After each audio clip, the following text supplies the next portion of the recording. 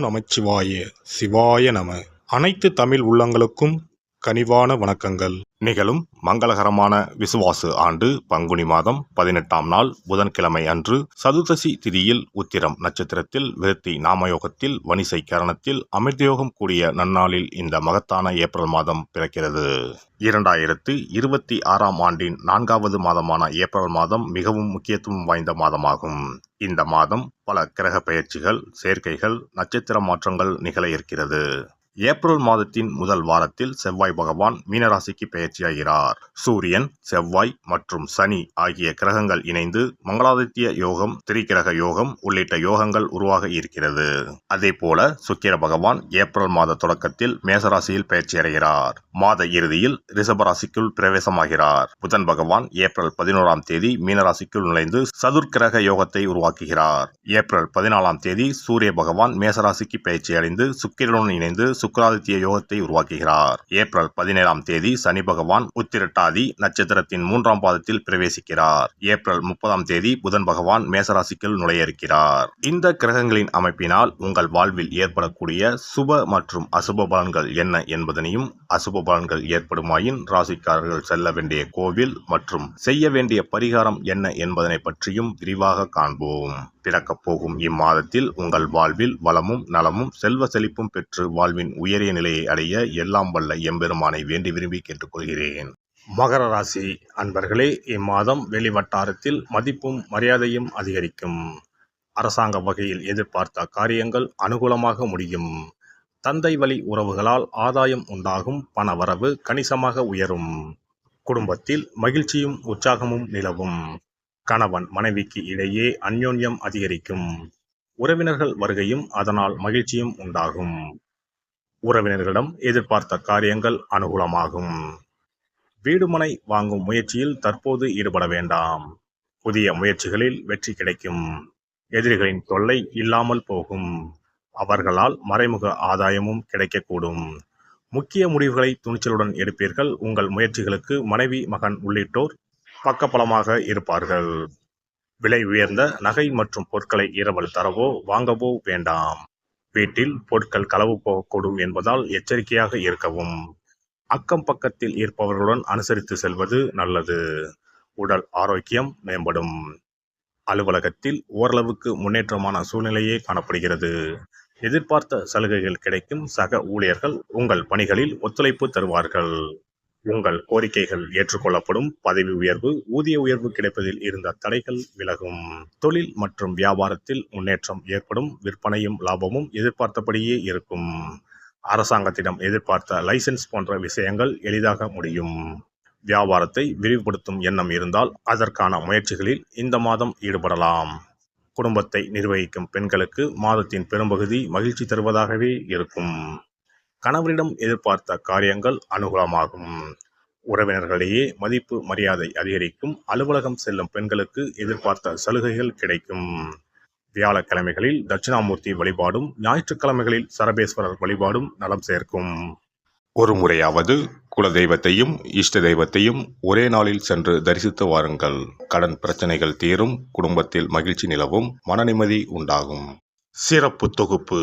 கண் திருஷ்டிகள் அகன்று தடைப்பட்டு கொண்டிருக்கும் காரியங்கள் நிறைவேற செய்ய வேண்டிய பரிகாரம் என்ன என்பதனை பற்றி காண்போம்.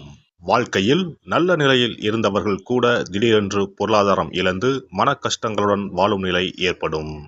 இந்த நிலை எதனால் ஏற்பட்டது என்று ஆராய்ந்து பார்த்தால் பெரும்பாலும் அவர்களின் மீதான கண் திருஷ்டிதான் காரணமாக இருக்கும்.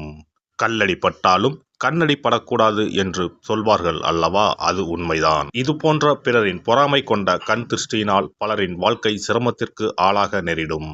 இது போன்ற கண் திருஷ்டிகளிலிருந்து எப்படி தப்பிப்பது? இருக்கவே இருக்கிறது எளிதாக கிடைக்கும் ஊமத்தஞ்செடி. தெய்வ சக்தி நிறைந்த செடியாக கருதப்படும் ஊமத்தஞ்செடியின் காய், பூ, இலைகள் என அனைத்தும் தீய சக்திகள் விரட்ட பரிகாரத்துக்கு பயன்படுகிறது. பொதுவாக ஊமத்தம் காய்க்கு கெடுதலை அகற்றக்கூடிய சக்தி உண்டு.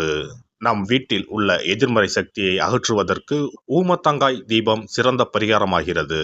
தெய்வீக மகத்துவம் நிறைந்த ஊமத்தங்காய் மற்றும் பூவையும் எடுத்துக்கொள்ளுங்கள். வீட்டுக்கு அருகில் இல்லை என்றால் நாட்டு மருந்து கடைகளில் கிடைக்கும். இந்த 2 பொருட்களையும் மஞ்சள் தண்ணீரை கொண்டு நன்றாக கழுவி விடுங்கள். சிறிது நேரம் அவற்றிலுள்ள ஈரம் போக ஆறவிட்டு பிறகு அவற்றை ஒரு மஞ்சள் துணியில் குலதெய்வத்தை வேண்டி ₹1 நாணயத்தோடு சேர்த்து முடிந்து வீட்டின் நிலைப்படியில் கட்டி தொங்கவிடுங்கள். இந்த முடிச்சை வெள்ளிக்கிழமை அல்லது ஞாயிற்றுக்கிழமைகளில் தயார் செய்து வாசல் படியில் கட்டுவது சிறப்பு. தினமும் வீட்டில் தீபம் ஏற்றி காண்பிக்கும் போது இந்த முடிச்சுக்கும் காண்பிக்கவும். இதேபோல் ஊமத்தம் இலைகள் கிடைத்தால் அந்த இலைகளை சுத்தமான மஞ்சள் தண்ணீரில் கழுவிவிட்டு அவற்றை கொண்டு வீட்டில் இருக்கும் விநாயகருக்கு திங்கள் கிழமைகளில் தொடர்ந்து அர்ச்சனை செய்து வர வேண்டும். ஊமத்தம் பூவையும் விநாயகருக்கு சூட்டலாம். 3 வாரங்கள் தொடர்ந்து திங்கள் கிழமைகளில் விநாயகருக்கு ஊமத்தை இலையால் அர்ச்சனை செய்து ஊமத்தம் பூவை சூட்டி வழிபட்டால் வீட்டில் உள்ள கெட்ட சக்தி நடமாட்டம் மற்றும் கண் திருஷ்டிகள் தீரும். ஊமத்தம் செடியும் சிவபெருமானுக்கு உகந்த இலை ஆகும்.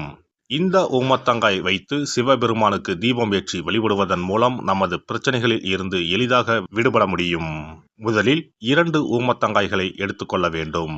அவற்றின் மீது முட்கள் இருப்பதால் மிகவும் கவனமாக கையாள வேண்டும். ஊமத்தங்காயின் காம்பு பகுதிகளை வெட்டி கொண்டு கத்தியை பயன்படுத்தி ஊமத்தங்காயின் உள்ளே இருக்கும் விதை பகுதியை முழுவதுமாக நீக்கிவிட வேண்டும். பின்னர் 2 அகல் விளக்குகள் மற்றும் விளக்கு வைப்பதற்கான 2 தட்டுகளை எடுத்து சுத்தம் செய்து அவற்றிற்கு மஞ்சள் குங்குமம் போட்டு வைத்துக் கொள்ள வேண்டும். பின்னர் 2 தட்டின் மீதும் ஒவ்வொரு அகல் விளக்கை வைத்துக் கொள்ள வேண்டும். அதன் பிறகு எப்போதும் பூஜை செய்வதற்கு வைப்பது போன்ற வெத்தலைப்பாக்கு, பழம் போன்றவற்றை வைத்துவிட்டு 2 விளக்குகளையும் ஏற்றி சிவபெருமானை மனதார வேண்டிக் கொள்ள வேண்டும். எனக்கு இருக்கும் பிரச்சனைகள் அனைத்தும் தீர்ந்து இன்பமான வாழ்க்கை கிடைக்க வேண்டும் என வேண்டிக் கொள்ள வேண்டும். இந்த பூஜையை வெள்ளிக்கிழமை அன்று தொடங்கினால் தொடர்ந்து 9 வெள்ளிக்கிழமைகள் செய்ய வேண்டும். ஊமத்தங்காயின் மீது எவ்வாறு முட்கள் இருக்கிறதோ அதுபோல நமது வாழ்க்கையில் இருக்கும் முட்கள் போன்ற பிரச்சனைகளை அவை தீர்த்து வைக்கின்றன. இந்த பூஜையை நாம் தொடர்ந்து செய்து வருவதால் நம் மீது இருக்கும் கண் திருஷ்டிகள் அகன்றுவிடும். தீராத துயரங்கள் தீர்ந்துவிடும். பணம் நகை நம்மிடம் பெருகி வரும். சிலருக்கு கையில் சுத்தமாக பணம் இருக்காது. வறுமை தாண்டவமாடும். கடன் தொல்லையால் கஷ்டப்படுவார்கள்.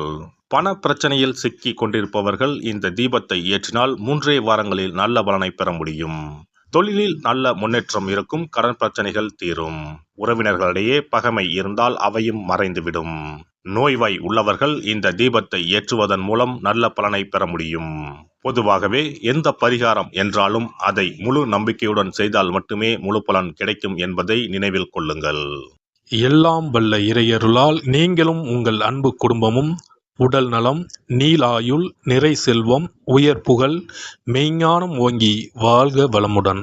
இந்த வீடியோ பதிவு உங்களுக்கு பிடித்திருந்தால் லைக் பண்ணுங்க, கமெண்ட் பண்ணுங்க, ஷேர் பண்ணுங்க. மறக்காம சப்ஸ்கிரைப் பண்ணுங்க. பக்கத்துல இருக்கிற பெல் பட்டனை கிளிக் பண்ணுங்க. நன்றி, வணக்கம். ஓம் நமச்சிவாய. சிவாய